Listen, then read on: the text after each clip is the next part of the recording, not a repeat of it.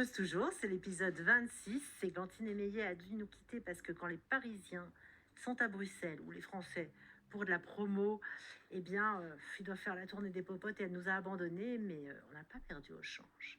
Cindy est arrivée. Happy birthday! Félicitations pour ces 22 ans que tu ne fais pas. Merci Brigitte. Tu voulais rougir? Non, ça va? Ça se voit? Pas du tout. Tu es parfaite, comme d'habitude. Donc, on se réjouit. On se réjouit de fêter ça en plateau. Donc, pour ceux qui nous regardaient, ne pensez pas qu'on va manger et boire en plateau des trucs bizarres. Ce sera pour après. Ne pensez pas non plus, je fais des épreuves. Exactement. Parce que ça, c'est pas très digeste. Non, c'est pas terrible. On fera mieux la prochaine fois. Je trouve que c'est pas terrible. Alors Val, justement, t'as bien fait de parler parce que on se retrouve avec toi. Tu vas nous parler d'une jolie rétrospective. Exactement, photographe. Exactement, Je vous emmène comme tu le dis. au Pays Noir, comme ils l'appellent. Donc, effectivement, le musée de la photographie à Charleroi, qui présente une rétrospective de Yves Wauquiez, qui s'intitule L'instant qui fuit. Ouais. Et donc, c'est un photographe autodidacte qui est né à Bruxelles en 1934 et qui donc grandit à Charleroi, ce qui l'amène très vite dans sa photographie, qui est une photographie documentaire, où le photographe s'efface et il fait place à l'image réaliste. Tout ça pour tendre vers une neutralité et mettre en avant une intimité, parce que c'est vraiment quelque chose qui est très important pour lui, c'est l'intimité.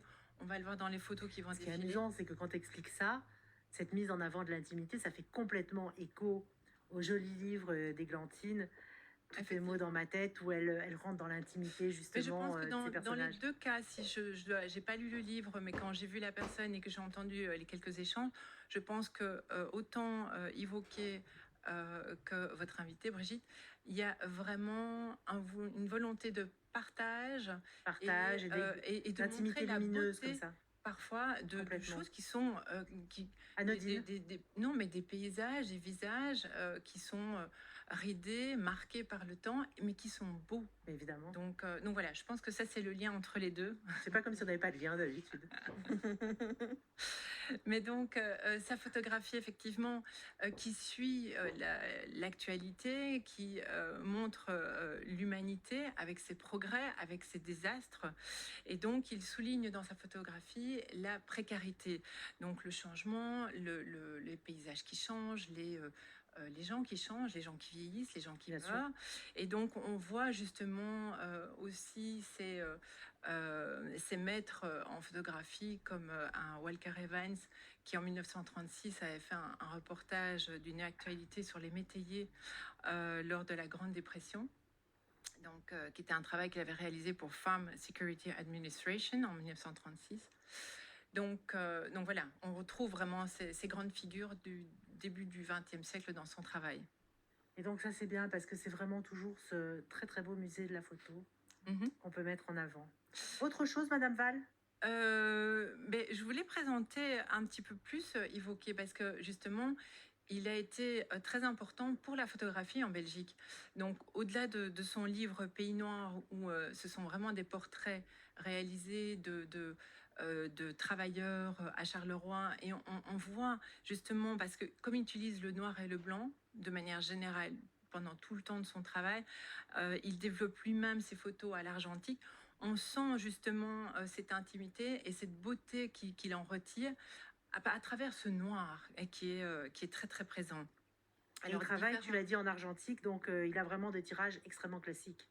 Oui, tout à fait. Il ne travaille que comme ça. Alors, ce qui est très beau aussi dans l'exposition, c'est qu'on voit les planches aussi avec les différentes réalisations, parce qu'il ne prend pas une photo et il la prend telle qu'elle. Il en réalise plusieurs avant de faire un choix de photo. Ce qui aujourd'hui est peut-être moins vrai avec le digital. Et surtout qu'avec le digital, on n'arrive pas à ces profondeurs de noir. Non. Donc effectivement, il travaille des sujets divers comme la famille, la vie. C'est ce que j'allais dire, sur pas mal de sujets en-delà de ce que tu viens de décrire.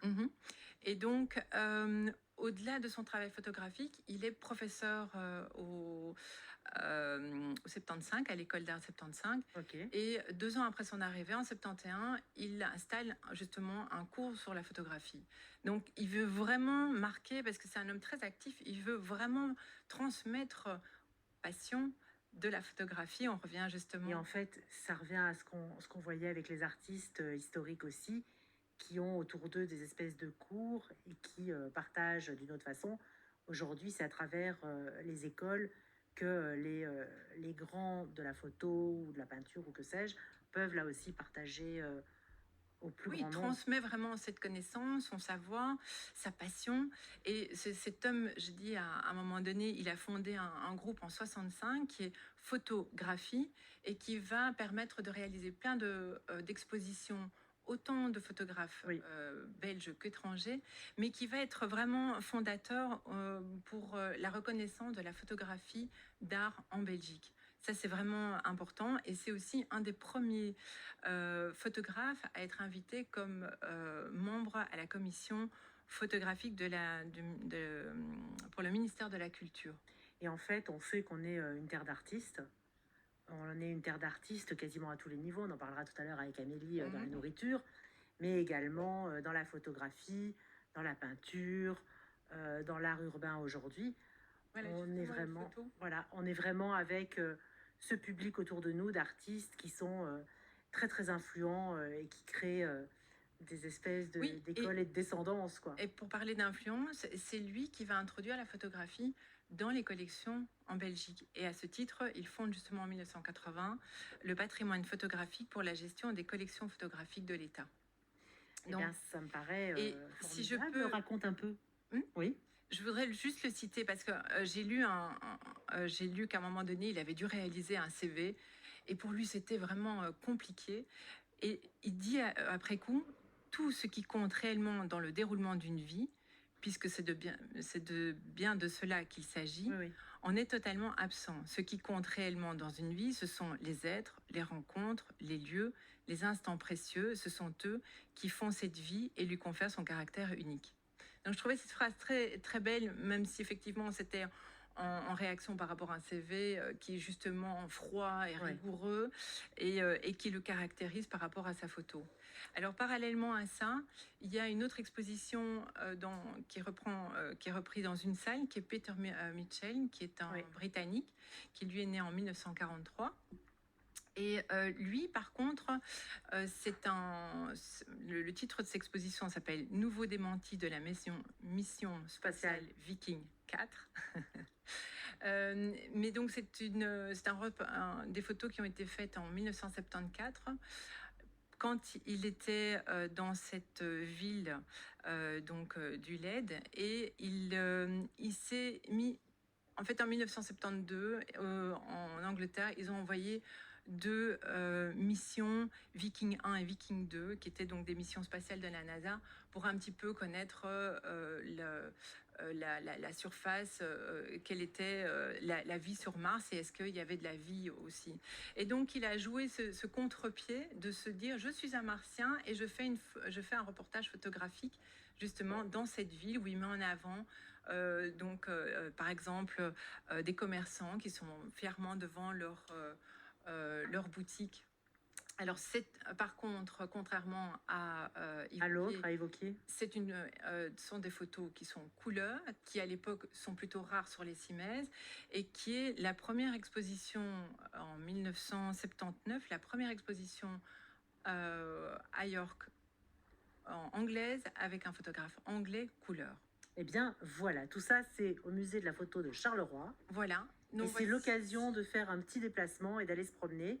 L'instant qui fuit, Ivoki, on l'a devant toi, dans tes mains.